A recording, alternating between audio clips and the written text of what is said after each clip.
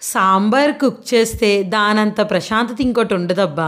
ఎందుకు అంటే మార్నింగ్ ఏమో సాంబార్ వేసుకుని ఫుల్గా కుమ్మేయచ్చు, నైట్ ఏమో చక్కగా ఇడ్లీలు వేసుకుని ఇడ్లీ సాంబార్ కుమ్మేయచ్చు అనమాట. నేను వేస్తా అని చెప్పి అయితే కొట్టుకుని చేస్తుంది. మంచిగా ఇడ్లీలు పెట్టేసిన తర్వాత ఇంకా నెక్స్ట్ ఏం చేద్దామా అనేటప్పటికి సరే ఈలోగా బిగ్ బాస్ చూద్దాంలే అని చెప్పి బిగ్ బాస్ చూసి వచ్చాం.